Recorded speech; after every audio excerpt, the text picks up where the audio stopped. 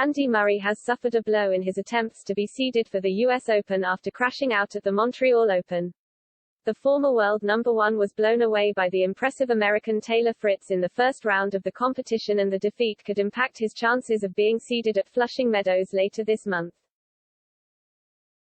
The American dominated the court as he brushed aside former British number one Murray 6-1, 6-3 to reach the second round of the National Bank Open, and the 23-year-old will meet his countryman Francis Tiafoe for a place in round 3.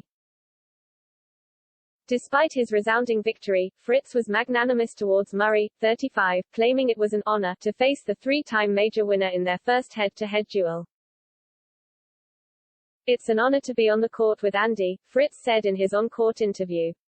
"Just to get the chance to play him, he's been around, he's been dominating since before I came on tour and basically the whole time I've been on tour, so it's an honor just to play him." It marks another disappointing result for Murray, who was knocked out in the first round of the City Open in Washington, D.C. after a grueling defeat against Mikael Ymer, who eventually reached the final. And his successive first-round exits are likely to cost him dearly when it comes to his entry for the US Open, which takes place from August 29 in New York. Murray now looks set to enter the tournament in the main draw unseeded, meaning he could face one of the higher seeds in the opening rounds. Only players in the top 32 of the ATP World Rankings are seeded for the tournament. And while there is no guarantee that all 32 players will be present for the US Open, there are not expected to be more than 2 or 3 dropouts from the Grand Slam event. Murray is currently ranked 48th in the world and was 273 points behind 32nd-ranked Sebastian Baez before his defeat at the hands of Fritz.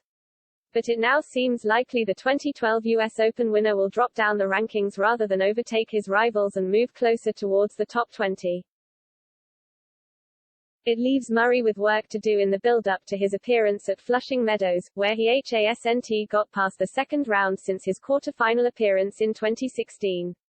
Murray will take part in the Cincinnati Open next before heading to New York for the US Open, and he will need to enjoy a storming tournament to stand any chance of making it into the seeds. His recent defeats have only increased the calls for Murray to retire from the game following his long battle to overcome a hip injury that forced him to have surgery with metal plates inserted into his hip. But the Scot has made an incredible comeback to revive his career and revealed that, as long as he still has a burning passion for the game that he has played professionally since 2005, he will keep going.